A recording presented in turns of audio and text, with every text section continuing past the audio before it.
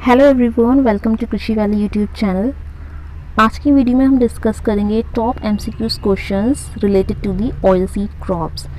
तो यहाँ पे हमारी जो इम्पोर्टेंट ऑयल सीड क्रॉप्स है उससे रिगार्डिंग हम एमसीक्यूज डिस्कस करेंगे। और ये जो वीडियो है बहुत ज़्यादा इंपॉर्टेंट वीडियो है for your upcoming agriculture exams like AFO, AAO, CWC, JRF, ADO, NABARD। तो सेशन स्टार्ट करने से पहले जो चैनल में नए हैं उनको रिक्वेस्ट है कि चैनल को सब्सक्राइब करें, बेल आइकन प्रेस करें और वीडियो को लाइक करके ज़्यादा से ज़्यादा शेयर करें। तो आज का ये सेशन स्टार्ट करते हैं। Here is question number 1। Question is Carthamus tinctorius is. तो कार्थमस टिंक्टोरियस ये एक साइंटिफिक नेम है। ये किसका साइंटिफिक नेम है? Options are sunflower, safflower, sesame, castor. तो कार्थमस टिंक्टोरियस जो है साइंटिफिक नेम है सैफफ्लावर का, यानी ऑप्शन बी जो है वो यहाँ पे राइट हो जाएगा, सैफफ्लावर। ओके, तो Carthamus tinctorius is the scientific name of safflower. अगर हम बाकी क्रॉप्स की बात करें, जैसे सनफ्लावर की बात करते हैं, तो सनफ्लावर का जो साइंटिफिक नेम है that is Helianthus anus. Scientific name sunflower जो होता है सूरजमुखी, उसका साइंटिफिक नेम होता है हेलियंथस एनस। सैफफ्लावर का साइंटिफिक नेम है कार्थमस टिंक्टोरियस, कार्थमस टिंक्टोरियस। सिसेम, सिसेम को हम हिंदी में बोलते हैं तिल। सिसेम का साइंटिफिक नेम है सिसेमम इंडिकम, सिसेमम इंडिकम। कैस्टर, ये भी इम्पोर्टेंट ऑयल सीड क्रॉप है। तो कैस्टर का साइंटिफिक नेम होता है Ricinus communis, Ricinus communis. Okay, question पूछा गया था कार्थमस टिंक्टोरियस क्या है, तो Carthamus tinctorius is the scientific name of safflower. इसके अलावा अगर हम सैफफ्लावर की कुछ और इम्पॉर्टेंट डिटेल्स के बारे में बात करें तो साइंटिफिक नेम कार्थमस टिंक्टोरियस है। फैमिली इसकी क्या है? फैमिली इसकी हो जाएगी एस्टीरेसी, फैमिली है इसकी एस्टीरेसी, और एस्टीरेसी को ही हम क्या बोलते हैं? कंपोजिटी। तो फैमिली है इसकी एस्टीरेसी या फिर कंपोजिटी। अगर बात करें इसके हम ओरिजिन कहाँ पे हुआ है, बात करते हैं इसके ओरिजिन की, तो उसका ओरिजिन प्लेस क्या है? जो सैफफ्लावर होता है हिंदी में हम उसको कुसुम बोलते हैं, कुसुम, ठीक है।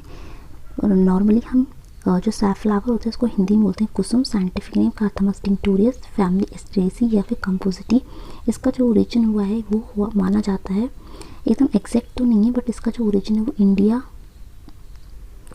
या फिर इथोपिया के आसपास माना जाता है। तो इसका एग्जैक्ट ओरिजिन जो है नोन नहीं है, बट इंडिया और इथोपिया आपको बुक्स में मिल जाएगा।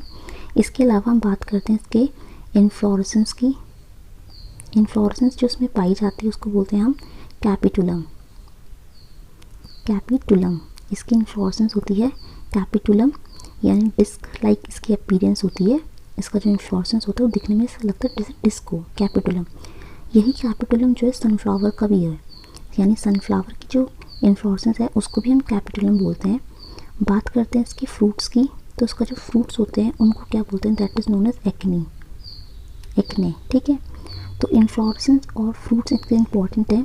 Inflorescence capitulum and fruit type is achene, और यही सेम होता है हमारा सनफ्लावर में। तो याद रखो कि सनफ्लावर और सैफफ्लावर दोनों हमारे इंपॉर्टेंट ऑयल सीड क्रॉप्स हैं। इनकी इन्फ्लोरेसेंस और फ्रूट्स दोनों ही हमारे एक्नी मतलब सेम होती हैं। इन्फ्लोरेसेंस कैपिटुलम, फ्रूट्स हो जाएगा एक्नी। इसके अलावा इसकी जो फैमिली है वो भी सेम होती है। सनफ्लावर सैफफ्लावर दोनों की फैमिली हमारी सेम है, एस्टीरेसी या फिर कंपोजिटी। तो इस क्वेश्चन का राइट आंसर था safflower. Now move on next question. Next question है हमारा non edible oil seed crop is are. तो दिए गए ऑप्शंस में से कौन सी ऑयल सीड क्रॉप है जो नॉन एडिबल है, यानी उसको हम कंज्यूम नहीं करते, ठीक है, नॉन एडिबल है। Options are sunflower, linseed, castor, both B, C.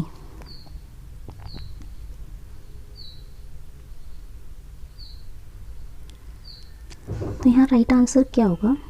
Here the right answer is option D, that is both B and C.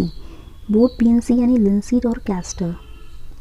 Linseed और कैस्टर दोनों ही हमारे कैसे क्रॉप्स हैं? Non edible oil seed crop हैं। ठीक है।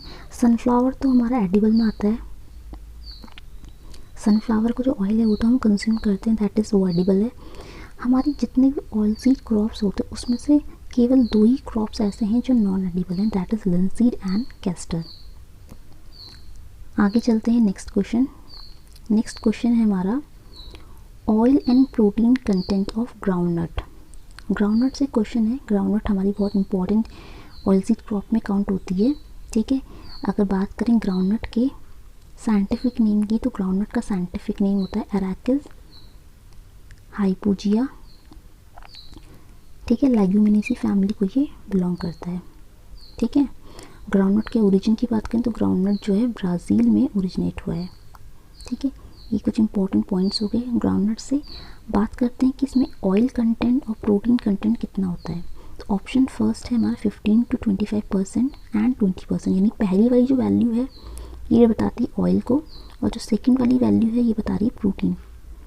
Next option 30% and 25%, next 45% and 26%, next 40% and 40%।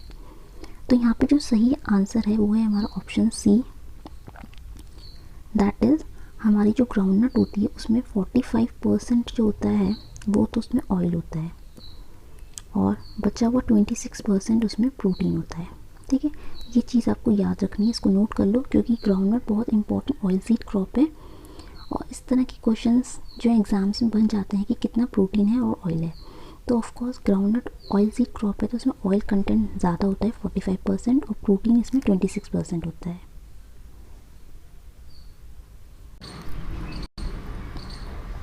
Next question, the packing stage in groundnut occurs at dash days after sowing. तो packing जो होती है ग्राउंडनट में होती है, सबको पता है। तो आपसे पूछा गया है कि ग्राउंडनट में पैकिंग स्टेज जो है कितने दिन बाद आती है। Options are 20 to 25 days after sowing, then 30 to 35, 41 to 45, 61 to 65।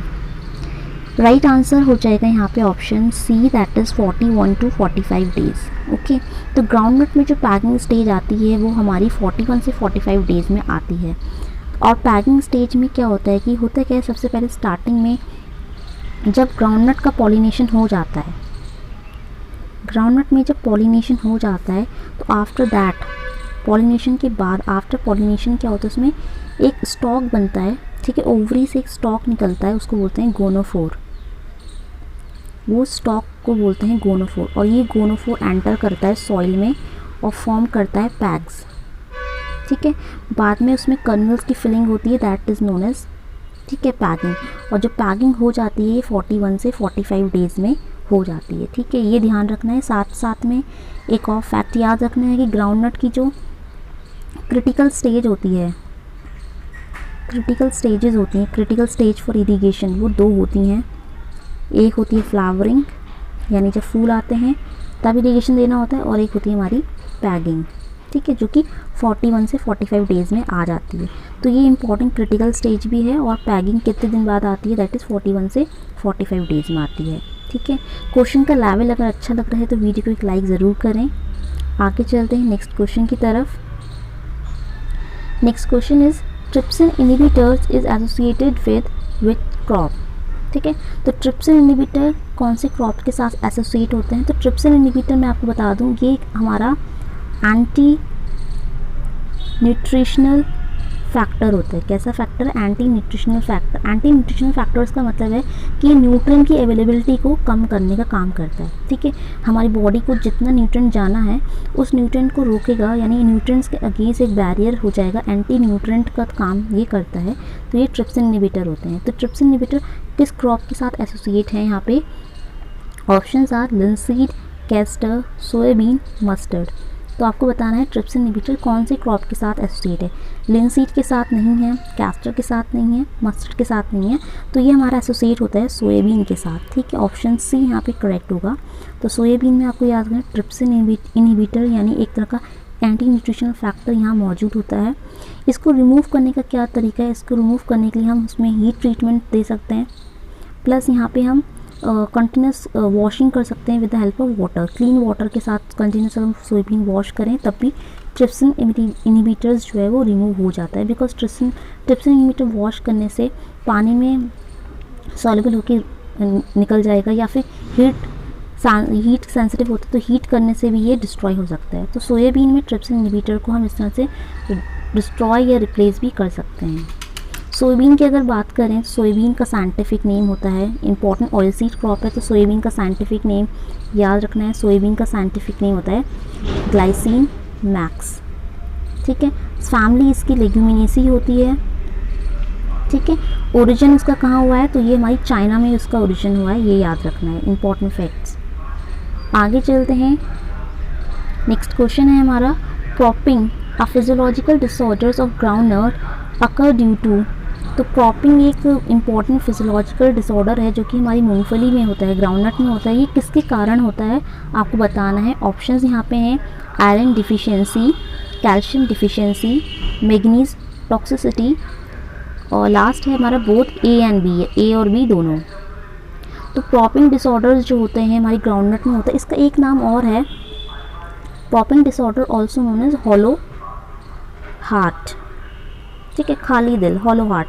इसमें होता क्या है, इसमें जो होता है हमारा जो पॉड होता है मूंगफली का, उसके अंदर आपको पता है इस तरह से उसमें सीड होते हैं, लेकिन क्रॉपिंग में क्या होता है कि उसके अंदर सीड नहीं होते, खाली होता है, ऐसा दिखने में ऐसी होती है, हॉलो एकदम खाली होगी, अंदर सीड्स नहीं होंगे। वी कैन से अंदर की जो सीड्स होती हैं उनको हम कर्नल बोलते हैं। ये जो है हमारा पॉड है और उसके अंदर जो होते हैं दैट इज़ कर्नल बोलते हैं उसको। ठीक है, तो पॉड जो होगा उसमें कर्नल्स एब्सेंट होंगे, यानी pod is not filled with colonel's. इस कंडीशन को हम बोलते हैं हॉलो हार्ट या फिर क्रॉपिंग। और ये ग्राउंडनट में जो होता है ये किस कारण होता है आपको बताना है। तो यहाँ पे सही आंसर हो जाएगा option B, that is calcium deficiency. अगर मूंगफली में आपने प्रॉपर कैल्शियम अप्लाई नहीं करा है तो उसके सीड के मतलब पॉड के अंदर कर्नल्स या सीड अच्छे से नहीं बन पाएगा। ठीक है, यानी वो डिसऑर्डर का नाम है क्रॉपिंग, इसी को हम हॉलो हार्ट बोलते हैं। इसकी वजह से किसकी वजह से होता है, ये कैल्शियम की डिफिशिएंसी की वजह से होता है। अगर बात करें आयरन डिफिशिएंसी, तो आयरन डिफिशिएंसी से ग्राउंडनट में क्या होता है, येलो लीव्स। ये थोड़ा इंपॉर्टेंट है, ज़्यादातर येलो लीव्स जो थी नाइट्रोजन की डिफिशिएंसी से देखी जाती है, लेकिन मूंगफली के केस में हमारी जो ग्राउंडनट है उस केस में पीले पत्ते जो होते हैं वो हमारी आयरन डिफिशिएंसी के कारण होते हैं, और कैल्शियम डिफिशिएंसी के कारण होता है cropping disorder. Okay, next question, Kent is a variety of crop. Kent जो है किस क्रॉप की वैरायटी है। ऑप्शन है हमारे पास castor, soybean, oat, both A and B. यहाँ पे ऑप्शन लास्ट ऑप्शन जो है वो होगा हमारा बोथ बी एंड सी, और यही आंसर हमारा राइट भी है, बोथ बी एंड सी। ये बी एंड सी क्या है, बी एंड सी है हमारे सोयाबीन एंड ओट, यानी कैंट जो है सोयाबीन की भी वैरायटी है प्लस ये हमारी ओट की भी वैरायटी है। ये इंपॉर्टेंट क्वेश्चन है, कैंट से पूछा जाता है, ज़्यादातर लोगों को पता होता है कैंट ओट की वैरायटी, क्योंकि ओट में भी फेमस है, लेकिन सोयाबीन की वैरायटी भी है। सोयाबीन की अगर बात करें तो ये इंट्रोड्यूस्ड वैरायटी है, इंट्रोड्यूस्ड वैरायटी है। कहाँ से इंट्रोड्यूस्ड हुई है, ये इंट्रोड्यूस्ड फ्रॉम यूएसए। ठीक है, ये याद रखना है, कैंट जो है सोयाबीन की इंट्रोड्यूस्ड वैरायटी है जो कि यूएसए से इंट्रोड्यूस्ड करी गई है। बाकी ये ओट की भी वैरायटी है, याद रखना है। तो बोथ हमारा ऑप्शन थोड़ा गलत है, यहाँ पे बोथ बी एंड सी होगा। तो कैंट वैरायटी सोयाबीन में भी आती है और ओट की वैरायटी भी है। अगला क्वेश्चन है हमारे पास, black mustard scientific name is. Mustard भी हमारा ऑयल सीड क्रॉप में काउंट होता है, तो यहाँ पे आपसे ब्लैक मस्टर्ड का साइंटिफिक नेम पूछ रहा है। ऑप्शंस हमारे पास हैं, बी का मतलब यहाँ पे क्या है, बी का मतलब होता है हमारा मस्टर्ड की बात करें ना तो देखो बी स्टैंड्स फॉर ब्रेसिका। ठीक है,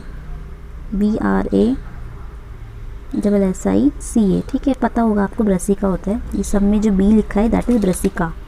पहला ऑप्शन है Brassica campestris variety black toria, दूसरा ऑप्शन है Brassica campestris variety yellow toria, C option Brassica juncea, D Brassica nigra. Okay, तो बी यहाँ पे है ब्रेसिका, और आपको साइंटिफिक नेम बताना है ब्लैक मस्टर्ड का। ब्लैक मस्टर्ड का साइंटिफिक नेम क्या होगा, तो ब्लैक मस्टर्ड का साइंटिफिक नेम होता है ब्रेसिका निग्रा। ऑप्शन डी यहाँ पे राइट हो जाएगा, ब्रेसिका निग्रा। ओके, तो ब्लैक मस्टर्ड का साइंटिफिक नेम होता है हमारा ब्रासिका निग्रा। और मेनली इसका यूज़ कहाँ होता है, अगर हम इसकी यूज़ की बात करें तो मेनली यूज़ होता है एज अ कॉन्डिमेंट। कॉन्डिमेंट्स का मतलब होता है हमारे जो मसालेज होते हैं, मसाले में इसका इस्तेमाल होता है, ठीक है, तो ये ध्यान रखना है। नेक्स्ट क्वेश्चन है brassica triangle given by, important है। ब्रासिका ट्रायंगल किसने दिया है, आपको पता होगा। ब्रासिका ट्रायंगल कुछ लोगों को नहीं पता, तो मैं आपको बता देती हूँ। ब्रासिका ट्रायंगल में क्या होता है कि जो ब्रासिका स्पीशीज़ होती हैं उनको अलग अलग एलोकेट करा है, उनके क्रोमोसोम्स क्या है, उनकी प्लॉइडी लेवल क्या है, उसके अकॉर्डिंग उसको एलोकेट करा है। जैसे इसमें क्या होता है, आपको याद रखने का तरीका मैं बताती हूँ। NOR नॉर, ठीक है। यहाँ याद रखना कार जून नैप, कार से जून में आप जा रहे हो, वहाँ पे आपने थोड़ी सी नैप ली, नैप सो गए, ठीक है, ये आपको याद रखना है। अब इसको कैसे हम ढंग से याद रख सकते हैं, तो कलर चेंज करते हैं। एन मतलब होता है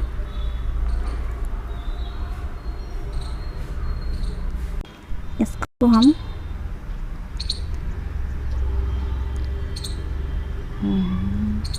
अलग से थोड़ा अच्छे से डिस्कस कर लेते हैं। ओके ना, ओके, ठीक है। तो यहाँ पे अगर हम इसको डिस्कस करेंगे तो यहाँ पे हमें ध्यान रखना है जो ब्रासिका ट्रायंगल होता है, हम बात कर रहे हैं अपने ब्रासिका ट्रायंगल की, ठीक है। ब्रासिका ट्रायंगल को याद कैसे रखते हैं, तो यहाँ पे आप याद रखो NOR, ठीक है, N है ये, दिस इज N, ठीक है, NOR, ठीक है। और सेंटर में, इन सब के बीच में यहाँ पे सेंटर में मिड पॉइंट है, आपने मैथ्स में पढ़ा होगा मिड पॉइंट थ्योरम। तो मिड पॉइंट में क्या लिखना है, यहाँ पे लिखना है कार, कार से आप जून में कहीं गए, जून में आप जा रहे हो, जून में गर्मी होती है तो आपने थोड़ी सी नैप ले ली, नैप सो गए, थोड़ा नींद, छोटी सी नींद को नैप बोलते हैं ना इंग्लिश में, ठीक है। अब इसकी फुल फॉर्म्स मैं आपको बता देती हूँ। फुल फॉर्म्स के लिए क्या करते हैं, पहला वाला जो ऊपर वाला एन है दैट इज़ नाइगर, यानी ये हो जाएगा हमारा ब्रासिका नाइगर, ठीक है। ओ से था हमारा Brassica oleracea, Brassica oleracea. R माने क्या होता है, आर का ऐसा कोई फुल फॉर्म नहीं है, बट आर का मतलब होता है रेप सीड। आपको पता है दो चीज़ होती है रेप सीड, मस्टर्ड में। रेप सीड का साइंटिफिक नेम होता है कॉम्पेस्ट्रिस, यानी ये हो जाएगा हमारा ब्रासिका कॉम्पेस्ट्रिस, ठीक है। तो आप याद कर सकते हैं आर का मतलब है रेप सीड, और रेप सीड का साइंटिफिक नेम तो आप थोड़ा बहुत मेहनत करके याद कर लेना, ब्रासिका कॉम्पेस्ट्रिस, ठीक है। ये हो गया। अब बीच में जो मिड पॉइंट्स हमने लगाए कार जून नैप, इनकी फुल फॉर्म बता। तो कार से याद रखना ब्रासिका कैरिनाटा, ब्रासिका कैरिनाटा। आपको भले ही थोड़ी राइटिंग प्रॉब्लम हो रही होगी, ठीक है, राइटिंग बेकार बन रही थी, बट मैं बोल रही हूँ तो आप नोट करो, ब्रासिका कैरिनाटा। जून जहाँ लिखा है वहाँ पे बन जाएगा ब्रासिका जुनसिया, ब्रासिका जुनसिया। और नीचे जो नैप है ये हो जाएगा ब्रासिका नैपस, ब्रासिका नैपस, ठीक है। तो इस तरह से ब्रासिका ट्रायंगल बनता है। उसके बाद साइंटिस्ट ने इनके क्रोमोसोम्स और उसकी जो प्लॉइडी होती है उसको भी एलोकेट करा है कि कौन double single A B B इस तरह से एलोकेट करा है, उनके क्रोमोसोम्स एलोकेट करा है, ठीक है। तो वेल आपको ये ब्रासिका ट्रायंगल का थोड़ा आइडिया होना चाहिए कि ब्रासिका ट्रायंगल में कौन सा स्पीशीज़ प्लेस कहाँ पर है। तो इस तरह से आप याद रखोगे तो कभी नहीं भूलोगे, ठीक है। तो अब हम आ जाते हैं अपने क्वेश्चन की तरफ। जो हमारा क्वेश्चन पूछा गया था कि ब्रासिका ट्रायंगल जो है वो किस साइंटिस्ट ने दिया है। ऑप्शंस आपके सामने हैं, निगारू 1935, वीएल चोपड़ा 1999, मॉलिश 1963, लिविक 1955। यहाँ पे जो सही आंसर है वो ऑप्शन है ए, ऑप्शन ए जो है वो हमारा सही उत्तर हो जाएगा। निगारू ने ये ट्रायंगल दिया था, जो भी मैंने आपको ब्रासिका ट्रायंगल बना के दिखाया है, ये नॉर, बीच में स्कार, जून, नैपस, ठीक है। तो ये जो ब्रासिका ट्रायंगल है ये दिया है निगारू ने 1935 में। नेक्स्ट क्वेश्चन है हमारा, the first mustard hybrid, mustard की पहली hybrid variety developed by directorate of rape seed and mustard research is. पूछ रहा है कि directorate of rape seed and mustard research ने जो मस्टर्ड की पहली, क्या देखो मस्टर्ड की पहली पूछा है, मस्टर्ड की पहली हाइब्रिड वैरायटी जो बनाई है उसका नाम क्या है। ऑप्शंस हैं आपके पास NRC HB101, NRC BH नहीं होगा, HB होगा, NRC HB 506 canola Pusa bold. ठीक है, सबसे पहले हम ये वैरायटी डिस्कस करें उससे पहले हम डिस्कस करते हैं कि डायरेक्टोरेट जो लिखा है ना, directorate of rapeseed and mustard research, ये है कहाँ पर, इसकी लोकेशन कहाँ पर है। तो ये लोकेटेड है भरतपुर राजस्थान पे। ये आपको याद रखना है, directorate of rapeseed and mustard research is located at Bharatpur Rajasthan. अब इस भरतपुर राजस्थान में ये जो डायरेक्टोरेट है इसने मस्टर्ड की हाइब्रिड वैरायटी बनाई है, और वो आपको बताना पहली कौन सी है। देखो NRC HB 101 ये भी हाइब्रिड वैरायटी है, लेकिन ये पहली नहीं है। आपसे तो क्वेश्चन पहली पूछा है, तो ये हाइब्रिड है नो डाउट, पर ये फर्स्ट नहीं है। ऑप्शन बी है NRC HB, ये HB होगा, मैंने आपको सही कराया था, HB 506। तो यही है आंसर, सही यही हो जाएगा। यही हमारी वो वैरायटी है जो कि directorate of rapeseed mustard research Bharatpur Rajasthan ने रिलीज़ करी है, डेवलप करी है एज अ हाइब्रिड वैरायटी, और ये फर्स्ट हाइब्रिड वैरायटी रिलीज़ करी है। तो आपका ऑप्शन ये सही हो जाएगा, NRC HB 506। जो पहला ऑप्शन है NRC HB 101, ये भी हाइब्रिड वैरायटी है, बट ये फर्स्ट नहीं है, और ये तो फर्स्ट हाइब्रिड है, ये आपको याद रखना है, पहली हाइब्रिड है। कैनोला जो है ये 00 वैरायटी है। कैसी वैरायटी? 00 वैरायटी। ठीक है, अभी आप सोच रहे होंगे 00 वैरायटी क्या होती है। कैनोला जो है ये 00 वैरायटी है। 00 वैरायटी का मतलब कि इसमें इरूसिक एसिड जो होता है, इरूसिक एसिड की मात्रा कम होगी, और साथ में जो ग्लाइकोसिनिलेट्स होते हैं उनकी मात्रा भी कम होगी। तो आपको याद रखना 00 या 00 वैरायटी जो होते हैं, 00 नहीं, इसको 00 ही बोला जाता है। ठीक है, 00 वैरायटीज़ में इरूसिक एसिड और ग्लूकोसिनोलेट्स की मात्रा कम होती है, वो उस वैरायटीज़ को हम बोलते हैं कैनोला। और जो लास्ट पूसा बोल्ट है ये भी हमारी मस्टर्ड की वैरायटी है, लेकिन ये हाइब्रिड नहीं है, इट्स नॉन हाइब्रिड टाइप। ठीक है, तो आपसे पहली हाइब्रिड पूछा है, तो पहली हाइब्रिड वैरायटी जो है मस्टर्ड की जो इस डायरेक्टोरेट ने रिलीज़ करी है, डेवलप करी है, दैट इज़ NRC HB होगा ये। ठीक है, HB 506। नेक्स्ट क्वेश्चन है father of BT cotton in India.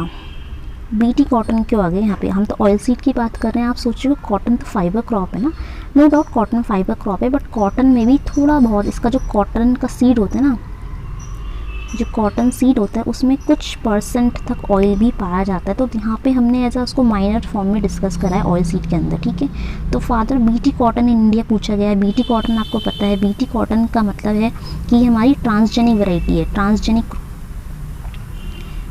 Cotton है। ट्रांसजेनिक का मतलब है कि genetically modified crops, GMC genetically modified crops, GMC genetically modified crops में काउंट होती है। जो चीज़ जेनेटिकली मॉडिफाई है इसका मतलब वो ट्रांसजेनिक है। और इसमें हमने क्या करा है कि सॉइल में एक बैक्टीरिया पाया जाता है, बैसिलस थुरिंजेनेसिस, बैसिलस थुरिंजेनेसिस, इसको शॉर्ट में हम BT बोलते हैं। ये BT जो है ना, BT ये यहीं से आया है, इस बैक्टीरिया के नाम से आया है, आपको पता होना चाहिए। BT कॉटन में जो BT हम यूज़ कर रहे हैं ये बैक्टीरिया का नाम है, it is bacteria scientific name, bacteria का साइंटिफिक नेम है बैसिलस थुरिंजेनेसिस। ओके, ये सॉइल में पाया जाता है बैक्टीरिया। इस बैक्टीरिया का यूज़ करके हम क्या करा था, साइंटिस्ट ने कॉटन के अंदर डाला था, और ये जब बैक्टीरिया का जीन जो होता है, इसमें 2 जीन मेनली जो जीन रिस्पॉन्सिबल होता है, Cry1AC, ठीक है, यही नाम है इसका, Cry1AC करके नाम है। ये जीन क्या करता है, कुछ प्रोटीन क्रिस्टल्स रिलीज़ करता है, कुछ प्रोटीन के क्रिस्टल्स रिलीज़ करता है जो कि इंसेक्ट के लिए, स्पेशली जो लेपिडोप्टेरस इंसेक्ट होते हैं। कैसे इंसेक्ट? लेपिडोप्टेरस, जो लेपिडोप्टेरा ऑर्डर को बिलोंग करते हैं, उन इंसेक्ट के लिए बहुत ज़्यादा लीथल होते हैं। ठीक है, अगर एक बार ये लेपिडोप्टेरस इंसेक्ट ने इस प्रोटीन क्रिस्टल को अपने शरीर में डाला, इनटेक करा, तो इनके गट में प्रॉब्लम हो जाएगी, जिसकी वजह से इनकी डेथ भी हो सकती है। तो लेपिडोप्टेरस इंसेक्ट को कंट्रोल करने का ये BT वाला जो नुस्खा था ये बहुत अच्छा साबित हुआ है। और स्पेशली अगर हम बात करें BT कॉटन में, तो कौन से इंसेक्ट को कंट्रोल करने के लिए हम ये यूज़ करते हैं, बेसिकली बॉलवॉर्म। कॉटन का बहुत ही खतरनाक पेस्ट है बॉलवॉर्म, जो कि लेपिडोप्टेरस इंसेक्ट है। इसको कंट्रोल करने के लिए BT कॉटन का इस्तेमाल हुआ है। और क्वेश्चन आपसे पूछा गया है कि BT कॉटन के फादर जो हैं, जनक भारत में किसको कहा जाता है? ऑप्शंस आपके पास CD में, सोरेनसन, एल्बर्ट हॉवर्ड, सिंचर, ब्लास। करेक्ट आंसर ऑप्शन ए है यहाँ पे सी डी मई। ठीक है, याद रखो बीटी कॉटन के जनक जो हैं भारत में वो हैं सी डी मई। सोरेनसन नहीं होगा, सोरेनसन ने तो बेसिकली क्या करा है, पीएच के ऊपर बात करी है। एल्बर्ट हॉवर्ड जो है किसके फादर हैं, Albert Howard is the father of organic farming in India. ठीक है, ये ऑर्गेनिक फार्मिंग के फादर हैं। सिमचा ब्लास को बोलें तो सिमचा ब्लास ने क्या करा है, ड्रिप इरिगेशन जो हम यूज़ करते हैं ना, ड्रिप इरिगेशन से रिलेटेड है ये। ठीक है, तो बाकी को ये सारे ऑप्शंस मैंने आपको बता दिए हैं। फादर जो है बीटी कॉटन के वो सी डी मई हैं। ए ऑप्शन यहाँ पे करेक्ट होगा। वीडियो अगर अच्छी लग रही है, क्वेश्चन लेवल्स अच्छे हैं तो वीडियो को लाइक ज़रूर करें और कमेंट करें ज़रूर। नेक्स्ट क्वेश्चन है हमारा, which oil seed crop is known as butter of Middle East. Butter of Middle East, ठीक है, कौन सी ऑयल सीड क्रॉप है जिसको बटर ऑफ मिडिल ईस्ट कहा गया है। ऑप्शन है आपके पास मस्टर्ड, सिसेम, सोयाबीन और सैफफ्लावर। पूछा गया है आपसे बटर ऑफ मिडिल ईस्ट किसको कहा जाता है। क्या मस्टर्ड को बटर ऑफ मिडिल ईस्ट बोलते हैं, क्या सिसेम को बोलते हैं, या सोयाबीन को, या सैफफ्लावर को, किसको बोलते हैं butter of Middle East. Correct answer है option B, that is sesame. Sesame जो तिल होता है हमारा, ठीक है, आपने देखा होगा तिल दो तरह के हैं, सफ़ेद और काला तिल होता है। जनरली जो हमारी स्वीट्स होती हैं, कन्फेक्शनरी आइटम्स होती हैं, मिठाई वगैरह, उसमें आपने सफ़ेद रंग का तिल देखा होगा। और ब्लैक तिल जो होता है जनरली मेडिसिनल पर्पस के लिए यूज़ होता है। ब्लैक तिल आपने देखा होगा, अगर आप थोड़ी सी पूजा पाठ करते हो तो आपने देखा होगा, हम ज़्यादातर पूजा में बहुत ज़्यादा यूज़ होता है ब्लैक तिल का। ठीक है, तो तिल यानी सिसेम, इसका साइंटिफिक नेम सिसमम इंडिकम होता है। ठीक है, ये याद रखना है आपको, और इसी को हम बटर ऑफ मिडिल ईस्ट भी कहते हैं। ठीक है, अब इस वीडियो में आपसे आपके लिए एक होमवर्क है, आपका एक होमवर्क है, आप नोट करो, इसका आंसर आप कमेंट में ज़रूर करोगे। ठीक है, जिसको आता है। आपसे क्वेश्चन ये है कि बास्टर्ड सैफरन, सैफरन आपको पता है ना, केसर। बास्टर्ड सैफरन किसको बोलते हैं। बास्टर्ड सैफरन का मतलब ये है कि अगर आपको पता है सैफरन बहुत ज़्यादा महंगा होता है, कॉस्टली होता है, हर कोई परचेज़ नहीं कर सकता। ठीक है, तो जो लोग सैफरन अफोर्ड नहीं कर पाते, या हम बोल सकते हैं कि सैफरन अगर आपके पास नहीं है तो उसका एक सब्स्टिट्यूट है आपके पास, सब्स्टिट्यूट के तौर पे आप इस्तेमाल करते हो। इन चार और ऑप्शंस आपके यही हैं, मस्टर्ड है, सीसेम, सोयाबीन या सैफफ्लावर, यही चार आपके ऑप्शंस हैं। ठीक है, आई होप सो आपको आपका जो होमवर्क का क्वेश्चन है आपको समझ आ गया होगा। क्वेश्चन ये है कि which of these following crops, इनमें से जो दी गई फॉलोइंग क्रॉप्स यानी मस्टर्ड, सीसेम, सोयाबीन, सैफफ्लावर में से कौन सी ऑयल सीड क्रॉप है जिसको हम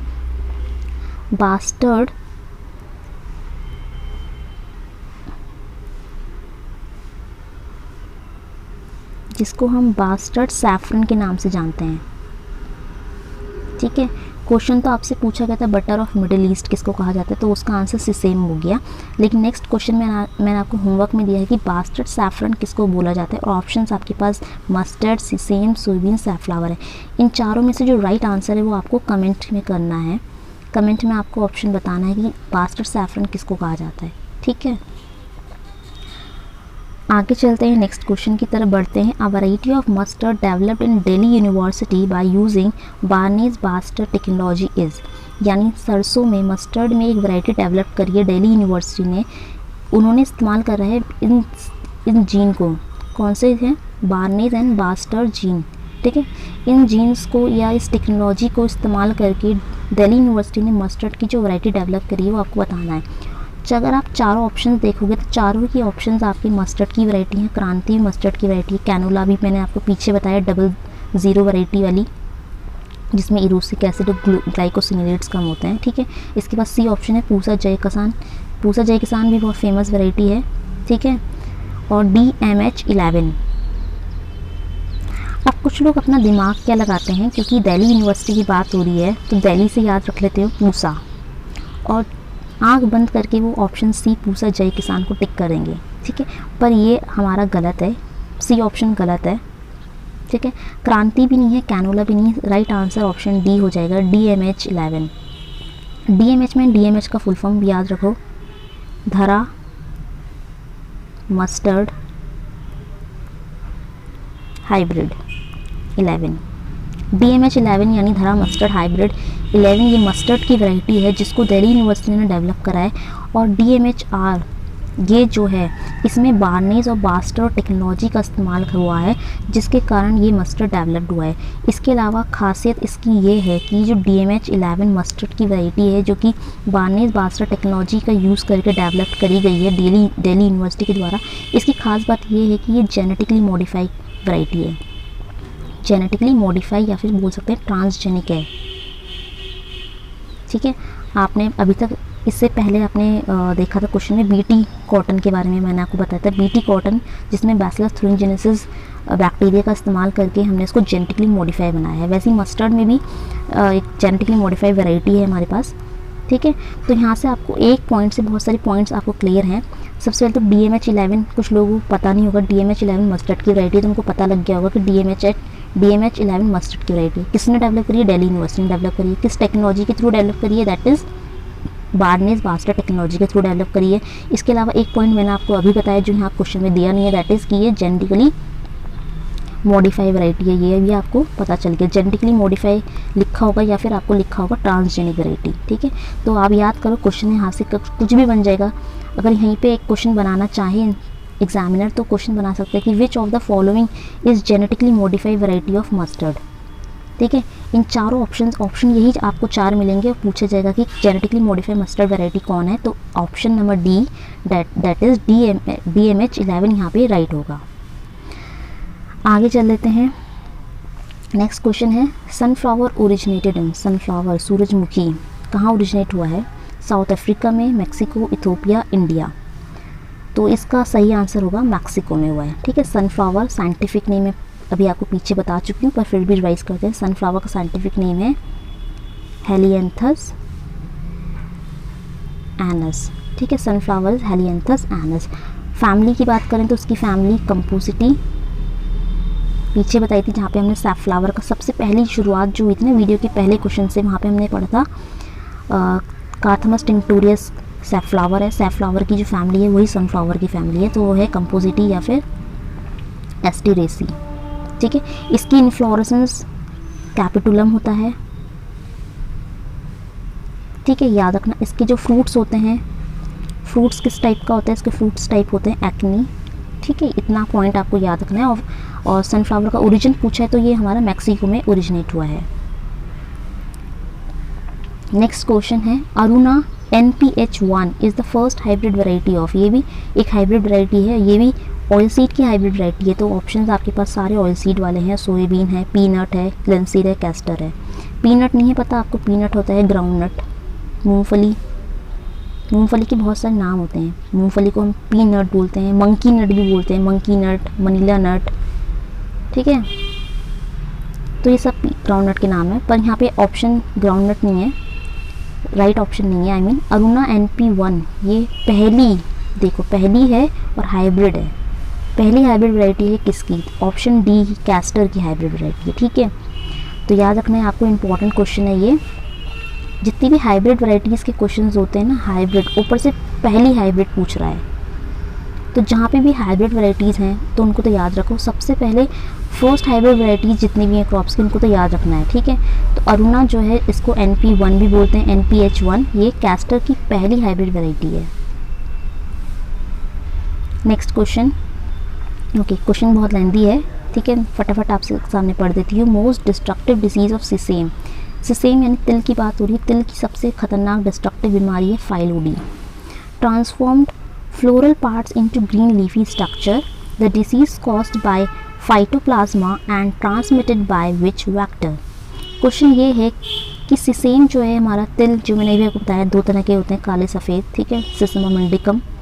तो जो तिल होता है इसमें बीमारी लगती है, डिसीज़ जो बहुत ख़तरनाक है वो है फाइलोडी डिसीज़। फाइलोडी डिसीज़ जो है एक ऐसी डिसीज़ होती है जिसमें फ्लोरल पार्ट्स जो होते हैं वो ट्रांसफॉर्म हो जाएंगे ग्रीन लीफी स्ट्रक्चर में।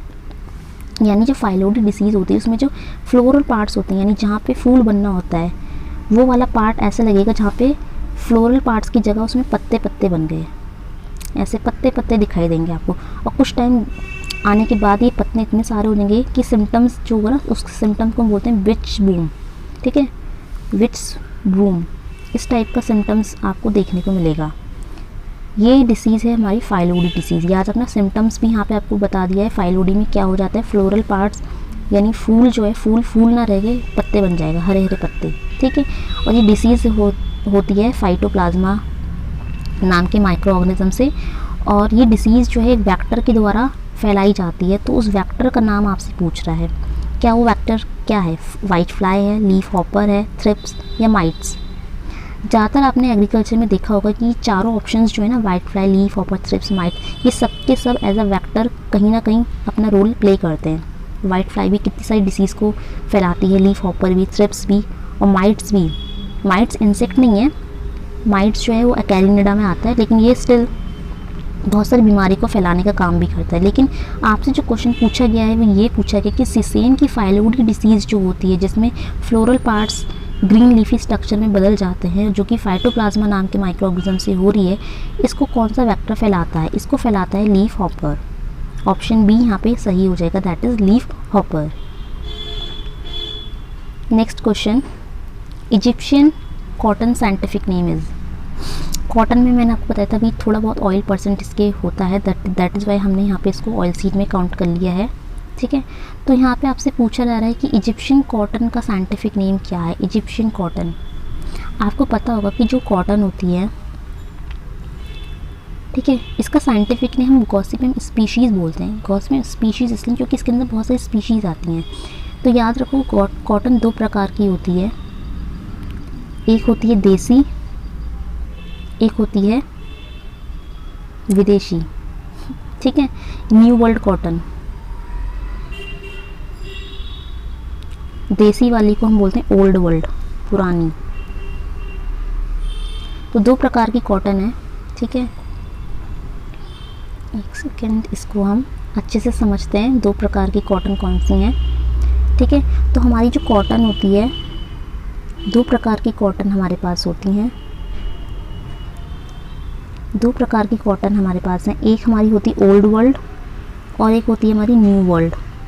ओल्ड वर्ल्ड कॉटन को हम देसी कॉटन बोलते हैं, और न्यू वर्ल्ड कॉटन जो है हमारी देसी का अपोजिट कर लो, फॉरेन, ठीक है, जो भी आपको करना है। देसी वाली जो कॉटन है, इसका ओरिजिन जनरली इंडिया में हुआ है, और न्यू वर्ल्ड वाली जो है कॉटन है, इसका ओरिजिन अमेरिका में हुआ है। ये तो नॉर्मल सी जानकारी है, लेकिन जो अब मैं आपको बताने जा रही हूँ वो बहुत इंपॉर्टेंट फैक्ट है। पता है तो वेल एंड गुड, नहीं पता जिनको नोट कर लो। ओल्ड वर्ल्ड की बात करते हैं सबसे पहले हम। ओल्ड वर्ल्ड में हमारी दो कॉटन और आती हैं, ठीक है। पहले तो मैंने आपको बताया कॉटन दो प्रकार की, old world, new world. Old वाली जो देसी कॉटन है उसका ओरिजिन इंडिया है, न्यू वर्ल्ड वाली कॉटन का ओरिजिन अमेरिका है। ओल्ड वर्ल्ड में भी हमारी दो कॉटन आती हैं। ओल्ड वर्ल्ड वाली जो कॉटन है उसको याद रखने का तरीका है अरबो हरबो। कैसे याद रखोगे? दो शब्द बोले मैंने, अरबो हरबो, अरबो हरबो, ठीक है। इस अरबो हरबो से आप याद रखो गॉसिपियम अर्बोरियम, गॉसिपियम हर्बेशियम, ठीक है। न्यू वर्ल्ड में भी दो कॉटन आती हैं हमारी, न्यू वर्ल्ड को याद रखो। अब देखो, न्यू वर्ल्ड कॉटन का ओरिजिन हुआ है अमेरिका, अमेरिका एक फॉरेन जगह है। अमेरिका के लोग क्या करते हैं, वहाँ पे जैसे छोटे बच्चे होते हैं वो बार्बी डॉल से खेलते हैं, तो बार्बी डॉल की हिरस करते हैं। हिरस करना मतलब जिद करना, नॉर्मली हम बोलते हैं ना हिंदी में, हिरस करते हैं, जिद करते हैं। तो यहाँ पे जिद नहीं, हिरस, आपकी पूरी जो ट्रिक है उसमें हिरस फिट बैठ रहा है, दैट इज़ वाई हिरस याद रखो। हिरस करते हैं बार्बी की, हिरस करते हैं बार्बी डॉल से खेलने की, बार्बी डॉल, ठीक है। तो हिरस से याद रखो, हिरस याद रखना है आपको, HIRUS हिरस, और दूसरा बार्बी। अब इसको कैसे बनाओगे? हिरस से बना लो हिरसुटम गॉसिपियम, हिरसुटम गॉसिपियम बार्बाडेंस, ठीक है। तो ये आपको क्लासिफिकेशन पता होना चाहिए। इसके अलावा हर्बोरियम जो है ओल्ड वर्ल्ड की है, और हर्बेशियम भी ओल्ड वर्ल्ड की है। इनके अनदर नेम भी होते हैं सबके। आर्बोरियम को हम एशियाटिक कॉटन बोलते हैं क्योंकि पूरे एशिया में ग्रो हो रही है। हर्बेरियम को हम इंडियन कॉटन के नाम से जानते हैं, ठीक है। न्यू वर्ल्ड में बात करें तो हिरसुटम और बार्बाडेंस आता है हमारा। हिरसुटम जो है वो हमारी अमेरिकन कॉटन है, और बार्बाडेंस जो है हमारी इजिप्शियन कॉटन है। आंसर आपको पता चल गया है किस, ठीक है।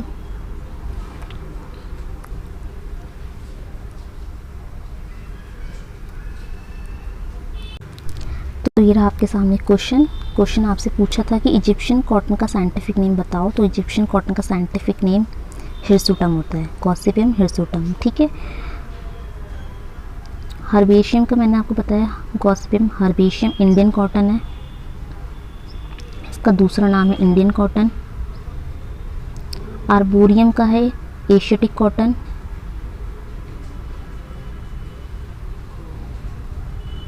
हिरसुटम हो गया इजिप्शियन कॉटन। बारबेडेंस हमारा हो गया अमेरिकन कॉटन।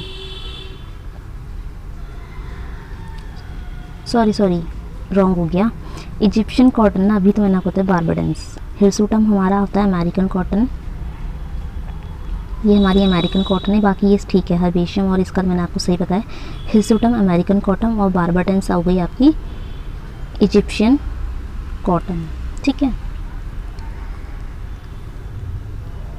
नेक्स्ट क्वेश्चन आपसे इंडियन कॉटन का साइंटिफिक नेम पूछ रहा है। इंडियन कॉटन का साइंटिफिक नेम क्या है? तो अभी मैंने आपको बताया इंडियन कॉटन का साइंटिफिक नेम होता है गॉसिपियम हर्बेशियम। ये है हमारी इंडियन कॉटन।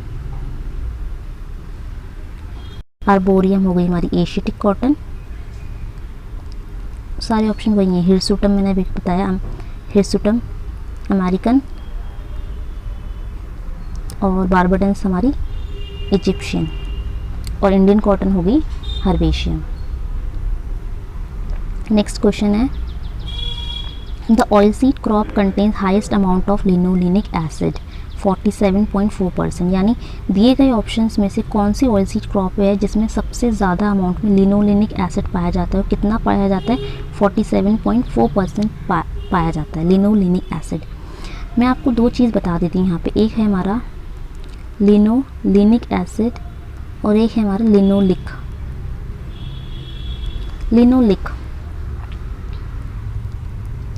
लिनोलेनिक में 2 बार एन आ रहा है, एन रन। मैंने इसी तरह से याद कराया तो मैं आपको वही याद करा दी। लिनोलेनिक 2 बार एन आ रहा है, एन रन, और जिसमें सिर्फ एक ही एन आ रहा है उसको अभी छोड़ो। जिसमें 2 बार एन आ रहा है उसको रैन याद करो। रैन से याद रखो रेंसी dt, यानी जिसमें 2 बार एन आ रहा है लिनोलेनिक, एन रैन, यानी वो रेंसिडिटी कॉज करता है। ठीक है, क्वेश्चन तो आपसे पूछा सबसे ज़्यादा अमाउंट में लिनोलेनिक एसिड किस में पाया जाता है? 47.4%। लिनोलेनिक कितने एन है? एन 2 एन है, एन रैन यानी रेंसिडिटी।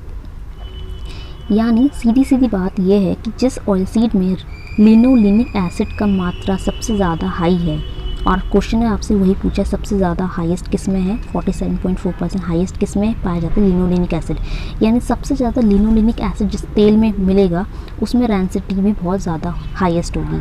ठीक है, और जिसमें एक एन आता है लिनोलिक, वो हमारे लिए अच्छा है, ये हमारा ब्लड कोलेस्ट्रॉल कम करता है,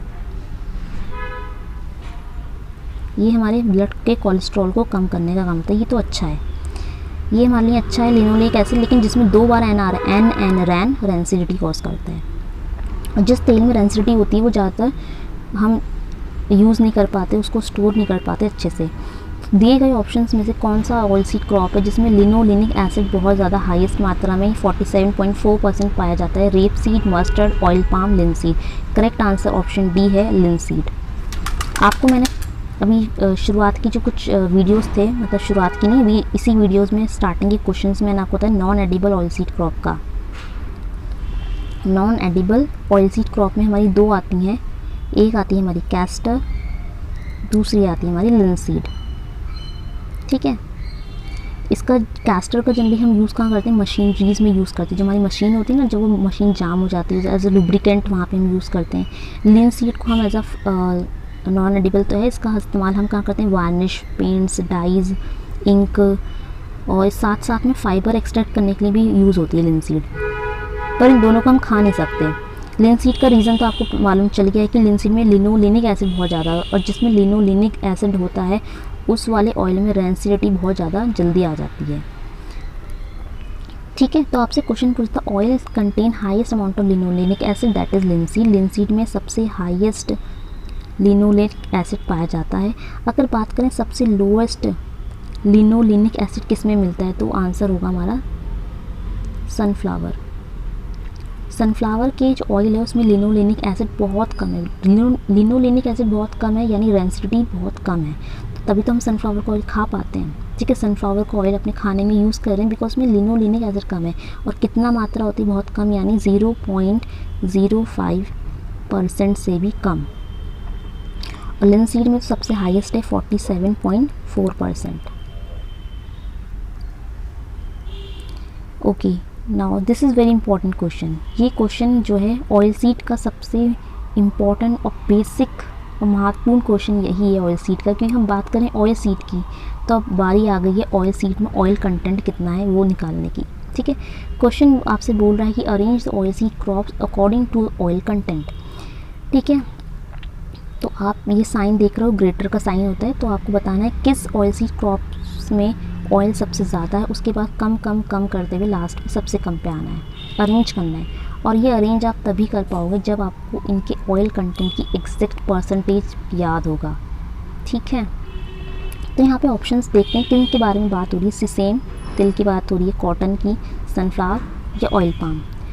इस तरह से नेक्स्ट ऑप्शन में कॉटन पहले आ गया, लास्ट सी ऑप्शन में ऑयल पाम, और डी ऑप्शन में भी ऑयल पाम पहला गया। जब भी ऐसे क्वेश्चंस आए ना जहाँ पे दो ऑप्शंस मैच हो रहे हैं, जैसे यहाँ पे ऑप्शन सी और डी आपस में बहुत मैच हो रहा है, शुरुआत ऑयल पाम से हुई है, तो आंख बंद करके याद कर लो कि उन दो ऑप्शंस में से कोई ऑप्शन सही होगा। बहुत टाइम ऐसा होता है एग्जाम्स में, ऑप्शंस ना बहुत रिलेटेबल आते हैं, बहुत ज़्यादा मिलते जुलते आते हैं, तो ए ऑप्शन बी ऑप्शन तो एक दूसरे से बहुत अलग हैं, ये तो हमारे रॉन्ग हो जाएगा, ठीक है।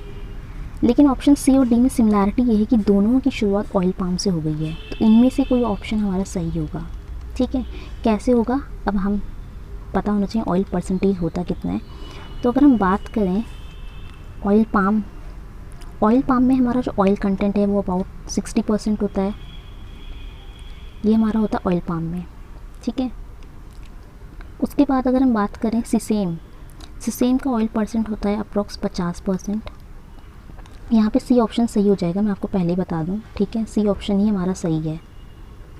अब देख लो क्यों सही है, क्योंकि ऑयल पाम का जो ऑयल है वो 60% है, ज़्यादा है। सिसेम का ऑयल कंटेंट 50% है, जो से थोड़ा सा कम है। फिर सनफ्लावर की बात करूँ, सनफ्लावर का जो ऑयल है वो 29% या 29 से 30% के बीच में होता है, 29 पॉइंट नहीं है, 29 to 30% है, ठीक है।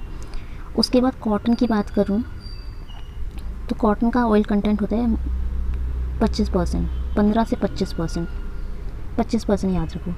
तो ये इनका करेक्ट ऑर्डर है। सबसे ज़्यादा ऑयल होता है ऑयल पाम में 60%, सिसेम में 50%, सनफ्लावर में 30% कुछ होता है, और कॉटन में 25% होता है। तो ये हमारा करेक्ट अरेंजमेंट है अकॉर्डिंग टू ऑयल कंटेंट, ठीक है। आपको याद नहीं है तो इस तरह से आप याद रख लो, ठीक है। Okay, now thank you for watching this video. और जिसने भी अभी तक वीडियो को लाइक नहीं करे, लाइक करो, शेयर करो इस वीडियो को ज़्यादा से ज़्यादा, और चैनल पे नए हैं तो आप सब्सक्राइब ज़रूर करो। और साथ ही साथ में एक चीज़ और, जो मैंने आपसे क्वेश्चन पूछा था in between the video, I think वो मैंने पूछा था जब एक क्वेश्चन आया था कि butter of middle east something कुछ क्वेश्चन था, उसी में मैंने आपसे पूछा था बास्टर्ड मस्टर्ड किसको बोलते हैं, sorry bastard saffron, bastard saffron किस क्रॉप को बोलते हैं। और आपके पास ऑप्शंस भी थे, उन्हीं ऑप्शंस को मान के आपको सही ऑप्शन क्या है वो आपको कमेंट करना है। और बहुत लिमिटेड स्टूडेंट्स होते हैं जो ऑप्शंस जो है कमेंट में कमेंट करते हैं। तो मैं चाहती हूँ जितने भी लोग इस वीडियो को देख रहे हैं सब के सब लोग इस वीडियो में एटलीस्ट आंसर तो ज़रूर कमेंट करें। नो डाउट कि अगर वो गलत है तो कोई बात नहीं, सही आंसर आप तक ज़रूर पहुँचेगा, तो आप वीडियो में ज़रूर कमेंट करा करें। तो मिलते हैं नेक्स्ट वीडियो में। Thank you.